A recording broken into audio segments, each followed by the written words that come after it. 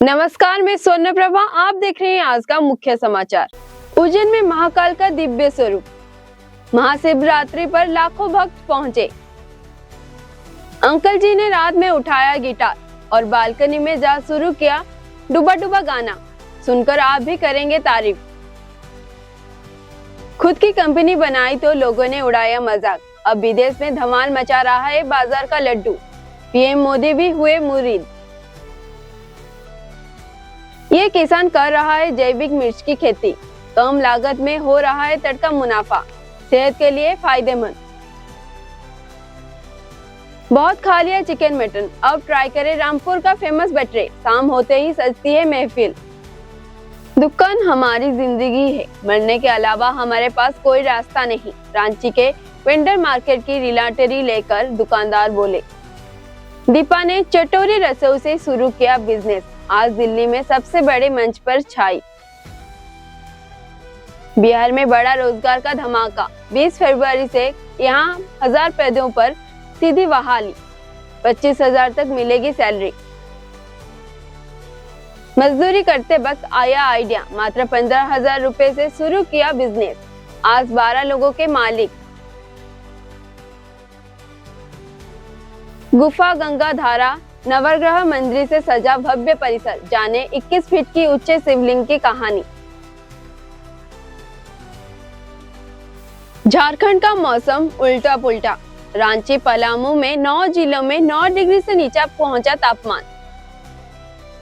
लखीमपुर खीरी में महक रही है चंदन की खुशबू। किसान कर रहे हैं खेती, 15 सालों में बनेंगे लक्षपति। पश्चिमी विक्षोभ हो रहा है सक्रिय। हिमाचल में फिर से बिगड़ेगा मौसम।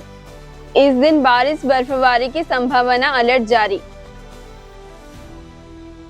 नोएडा में बेसहारा गोवंश ने इंजीनियर को मारी टक्कर। हेलमेट तोड़कर माथे में लगा सिंह, हालत गंभीर। शिवरात्रि पर बंद रहेगा पटना का सबसे व्यस्त रोड। पहले जान ले डाइवर्जन रूट। उज्जैन स्थित श्री महाकालेश्वर मंदिर में शिव नवरात्रि का उत्सव श्रद्धा और उल्लास के साथ मनाया जा रहा है। 13 फरवरी को भगवान श्री महाकालेश्वर ने उमा महेश के स्वरूप का भक्तों का दर्शन दिए। इस दिव्य स्वरूप के दर्शन के लिए सुबह से ही श्रद्धालुओं की लंबी कतार लगी रही। मंदिर प्रशासन के अनुसार 14 फरवरी को भगवान महाकाल शिव तांडव रूप के दर्शन देंगे। वहीं 15 फरवरी को सप्तधान के मुखौटे स्वरूप के भगवान को श्रद्धालु दर्शन देंगे। सुरक्षा और व्यवस्था का व्यापक इंतजार किया गया है। रात के सन्नाटे में जब सब सोने की तैयारी कर रहे थे, तभी अंकल जी ने गिटार उठाया और बालकनी में जाकर डूबा डूबा गाना गुनगुनाना शुरू कर दिया। उनकी सदी हुई आवाज और गिटार उठाकर मधुर धुन से माहौल को सुरीला बना दिया। शांत रात में गूंजती यह परफॉर्मेंस सुनकर आसपास के लोग भी ठहर गए और ध्यान से सुनने लगे। इस खूबसूरत पल की वीडियो सोशल मीडिया पर तेजी से वायरल हो रहा है। कई यूजर्स का कहना यह है कि संगीत का कोई उम्र नहीं होता, अगर दिल से गाया जाए तो हर गाना खास बन जाता है। बाड़मेर जिले के खडिन गांव के किसान पन्ना राम चौधरी ने बाजार से लड्डू बनाकर सफलता की नई कहानी लिखी है। कभी जिस आइडिया पर लोग हंसते थे, आज वही विदेश तक पहुंच रहा है। रामसर्ग ऑर्गेनिक प्रोड्यूसर लिमिटेड के जरिए उन्होंने पौष्टिक और स्वादिष्ट लड्डू तैयार किए, जो 3 महीने तक खराब नहीं होते। प्रधानमंत्री नरेंद्र मोदी ने मन की बात में उनकी प्रयास की सराहना की। आज उनकी कंपनी में 902 महिलाएं जुड़े हैं और 600 से 800 रुपए तक किलो के लड्डू बिक रहे हैं। ये कहानी नवाचार और आत्मविश्वास की मिसाल है। बहराइच जिले के कोवा खोडारी गाँव में 67 वर्षीय किसान जगन्नाथ प्रसाद मौर्य ने मिर्च की जैविक खेती ने अपनी किस्मत बदल दी है। वे गोमूत्र और गोबर से बने जैविक खाद की कीटनाशक का इस्तेमाल करते हैं, जिसे लागत मात्र 1000 से 1500 रुपए प्रति बीघा आती है। रासायनिक खाद या दवा की जरूरत नहीं पड़ती। देसी बीज की नर्सरी तैयारी कर 15 दिन के बाद गोबर खाद मिलाने के बाद खेत की रुपाई की जाती है। 1.5 महीने के बाद फल आना शुरू हो जाता है और निमास्त्र से रोग नियंत्रण किया जाता है। लागत निकालने के बाद बाकी पूरा कमाई का मुनाफा बन जाता है। सर्दी में बेटर की मांग बढ़ जाती है और नॉनवेज प्रेमियों के लिए वो पहला पसंद बन जाते हैं। रामपुर का जायका दरबार। बरेली, मुरादाबाद, कासेपुर, रुधिपुर, और लोग यहाँ पर खास बटर के स्वाद लेने पहुँचते हैं।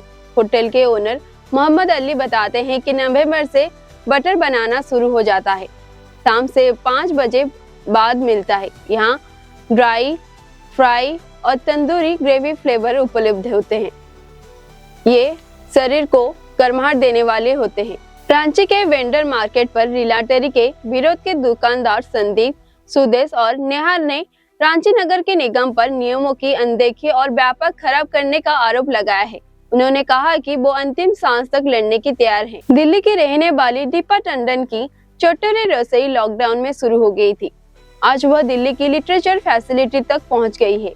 उनके द्वारा हेल्दी फूड और आइटम बिना केमिकल और प्रिजर्वेटिव की तैयारी किया जाता है। उन्होंने इस बिजनेस को अपने बच्चों के आइडिया से शुरू किया था। पुणे के राजकीय पॉलिटेक्निक कॉलेज में 20 फरवरी के एक विशाल रोजगार मेला आयोजित होगा। सुबह 11 से शाम 4 बजे तक चलने वाली इस मेले में 30 कंपनियां 1000 पदों पर सीधी बहाली करेंगी। 5 से 12 के पास युवा के बायोडाटा और आधार कार्ड के साथ इसमें शामिल होकर 25,000 रुपए तक वेतन पा सकते हैं। मध्य प्रदेश के बुरहानपुर जिले में रहने वाली सुखविंदर सिंह के कोचर ने मात्र 15,000 रुपए में अपनी बिजनेस शुरू किया और आज 12 लोगों के रोजगार दे रहे हैं। गैरेज की नौकरी से मिलाकर आइडिया उनके जीवन का टर्निंग पॉइंट साबित हुआ। उन्होंने पुरानी गाड़ियों को खरीदकर मॉडिफाई करना शुरू किया और धीरे धीरे अपना बड़ा नेटवर्क तैयार कर लिया।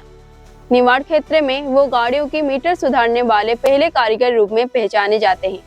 उनकी संघर्ष और सफलता की कहानी युवाओं के लिए बड़ी प्रेरणादायक है। फरीदाबाद की सैनिक कॉलोनी स्थित शिव मंदिर अपनी भव्य संरचना और 21 फीट ऊंचे शिवलिंग के कारण खास पहचाना जाता है। सावन, सोमवार और महाशिवरात्रि पर यहाँ श्रद्धालुओं की भारी भीड़ उमड़ती है। दिल्ली एनसीआर के विभिन्न इलाकों से लोग जलाभिषेक और मन्नतें मांगने के लिए यहाँ पर पहुँचते हैं। झारखंड में मौसम की मनमानी से तापमान 5 डिग्री की गिरावट दर्ज की गई है। रांची, खूंटी, लातेहार समेत 9 जिले में न्यूनतम तापमात्रा 6 से 7 डिग्री तक पहुंचने की संभावना है। वहीं झारखंड के सभी जिलों में AQI भी बढ़ा हुआ है। उत्तर प्रदेश में लक्ष्मीपुर खीरी में किसान अब पारंपरिक फसलों के साथ चंदन की खेती की ओर बढ़ रहे हैं। नौकाहा विकास खंड के गोरसा रामपुर के गाँव में प्रगतिशाली किसान रामसिंह वर्मा ने 1.5 एकड़ में करीब 550 सफेद चंदन के पौधे लगाए हैं। पौधे कानपुर और महिलाबाद से मंगवाकर 3-4 फीट की दूरी पर रोपे गए हैं। चंदन 12 से 15 वर्ष में तैयार होते हैं।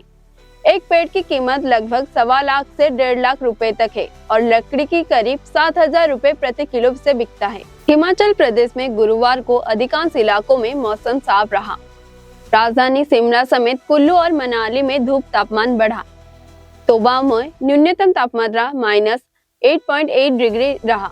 16 से 18 फरवरी के बीच ऊंची पहाड़ियों पर हल्की बारिश हुए बर्फबारी की संभावना है, जबकि मैदान इलाकों में कोहरे का येलो अलर्ट जारी किया गया है। नोएडा सेक्टर 168 में एक सॉफ्टवेयर इंजीनियर को बेहोश गोवंश की चपेट में आकर गंभीर रूप से घायल हो गया है। ग्रेटर नोएडा स्थित कार्यालय से लौटते समय बाइक पर हुआ इस हादसे में गोवंश से सिंह से हेलमेट तोड़कर इंजीनियर के माथे पर जा लगा। वह बेहोश होकर गिर पड़ा और दिल्ली के अपोलो अस्पताल में उनका इलाज चल रहा है। परिजनों ने एक्सप्रेस थाने की पुलिस से शिकायत दर्ज की है। पटना में 15 फरवरी को महाशिवरात्रि का भव्य शोभा यात्रा निकलेगी। इसको देखते हुए नेहरू पथ पर दोपहर 3 बजे ट्रैफिक के डाइवर्जन लागू रहेगा। जगदेव पथ से डुमरा TOP के बीच फ्लाईओवर के नीचे वाहनों की परिचालन बंद रहेगा, जबकि बस और फ्लाईओवर के ऊपर से गुजरेंगी।